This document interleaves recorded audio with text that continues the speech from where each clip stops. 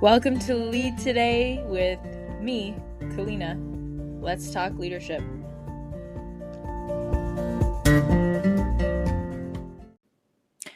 This episode would not be possible without Anchor. It's free and the easiest way to make a podcast.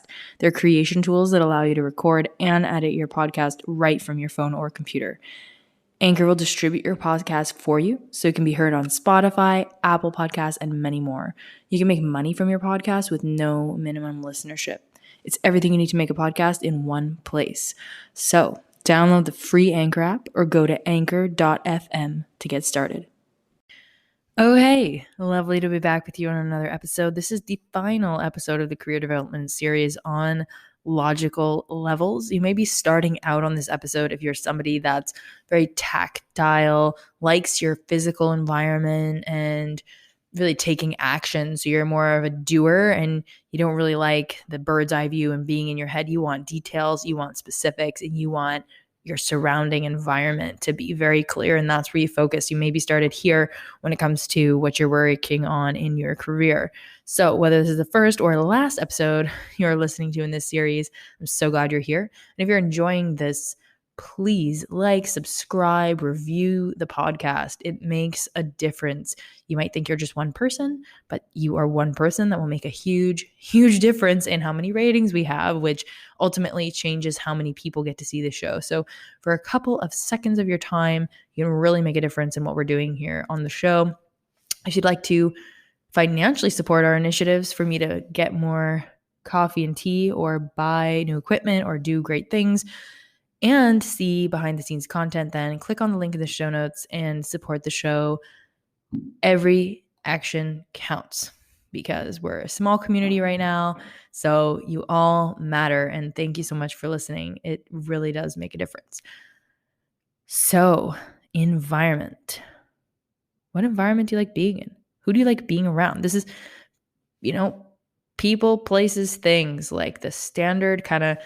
Do you like having a big desk? Do you like having a monitor? Do you want noise canceling headphones? Do you like having a plant on your desk? Do you want a window? Do you like natural light? Is this about warm lighting? Like, we're talking, what environment do you thrive in? Where do you like to be on a very tangible level? It's literally everything from your skin outwards, everything that can affect you, the air, the water you drink, having your pet dog beside you like I do right now. Max is being very chill, thankfully. Sometimes if you listen to other episodes, you can hear him giving his 2 cents. What is it in your physical environment that just makes you feel empowered, alive, capable, able to do your thing to the best of your abilities? Do you like working around people? Do you want to be alone completely? Are you into having phone calls all day long, or do you want a mix of independent work and meetings? You want to be on site? You want to work from home?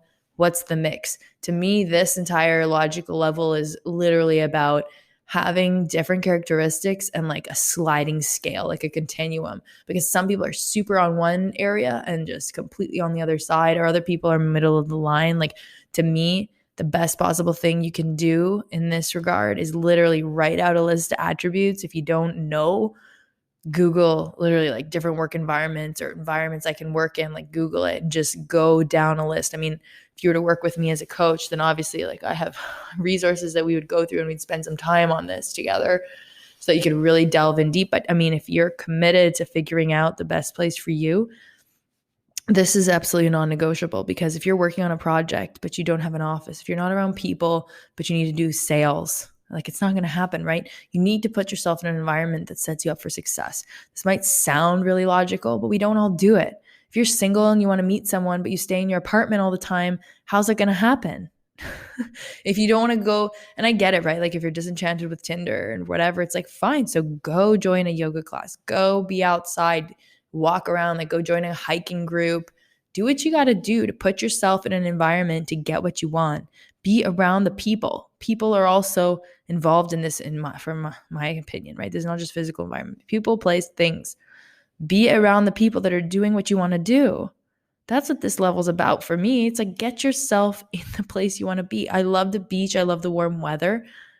I got to be somewhere that has a beach and warm weather, Like I can't I can't be in the Swiss Alps all the time because that's not my optimal environment. Someone else might love to be, in Ticino skiing the Italian Alps every day. Like, good on you. Do what you got to do. I remember coaching a CEO actually that literally moved across Europe and started his business in Zurich so that he could go on weekend skiing trips because he was actually a pro skier on the side casually. But environment at its finest, right?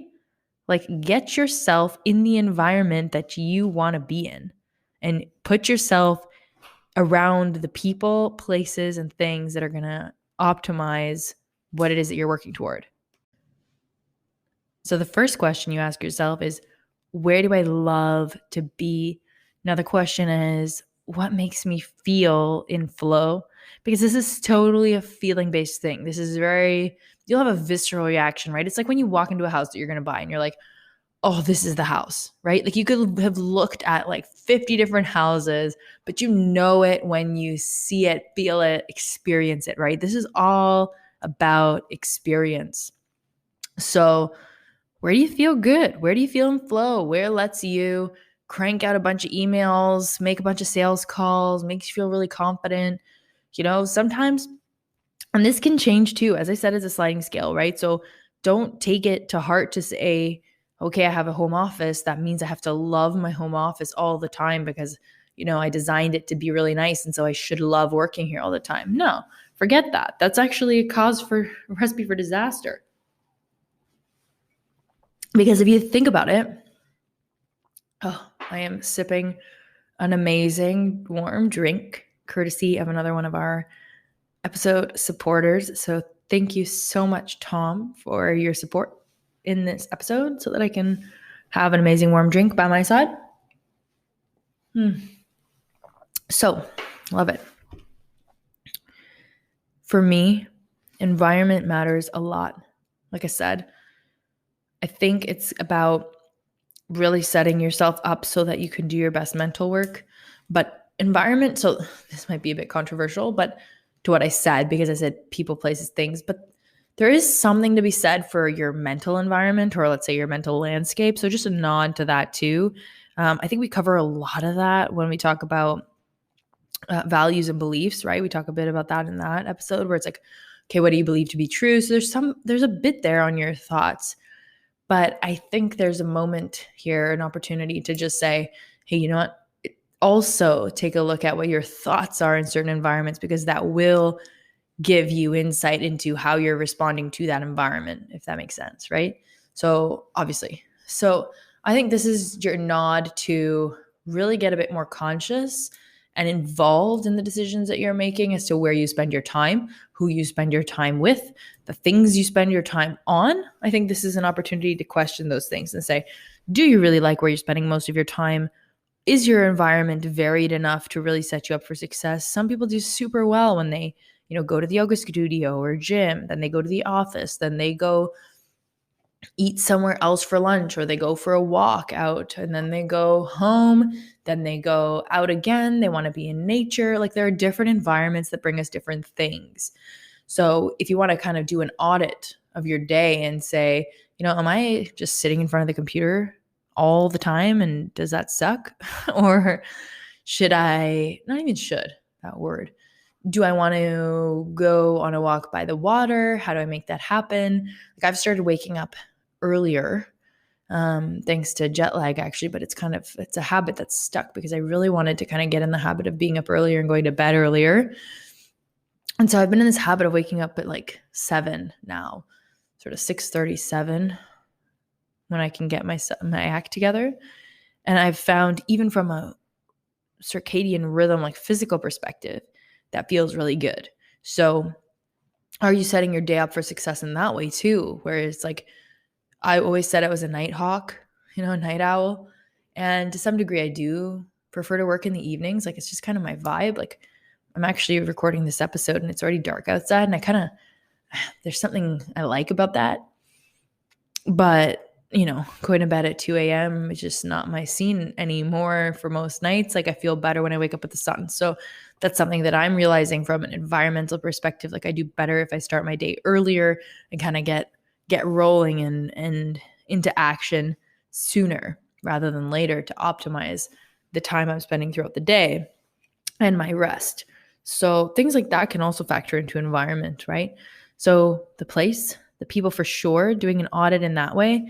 Same thing, another list, right? Like auditing the environments that you spend your day in, auditing the people that you're around, and what are those people making you feel like? So easy to just kind of get into habit of going to coffee with the same person, having the same phone call check-ins. If you have a partner that you're with, that might be a commitment that you've made for life if it's marriage. And in that case, you really got to look at, okay, what does this relationship evolve to and how do I want to either change it or modify, optimize? There's always something you can do, right? If you're willing to have the discussion. Not always easy. Not saying this is an easy one, but be honest with yourself about how you feel in different environments and in different relationships. Otherwise, they're just going to drive you crazy and make you resentful. And that's no good for anyone, is it? So places, people, things. Things is an interesting one, but I think relates to places too, right? Where it's like, okay, do you need your trusted pen? Do you like to have your notebook? Do you have your favorite mug? I'm not so dead set on things necessarily. I think because of the amount of travel I've done, I've kind of don't necessarily feel that, but there are certain creature comforts that I really feel good about having nearby, and maybe you do too. So, what are those things that you need to have nearby to make you feel really cozy, make you feel productive, make you feel really powerful? What gets you going that way? So, make those lists, people, places, things, and remember that they're all malleable and it's a sliding scale. So it doesn't need to be forever just because you designed a nice office, just because you have the car you wanted, like it does, or the office or the shoes or whatever, right? That is not the end all be all. Just like every other level in this logical level series, this will change.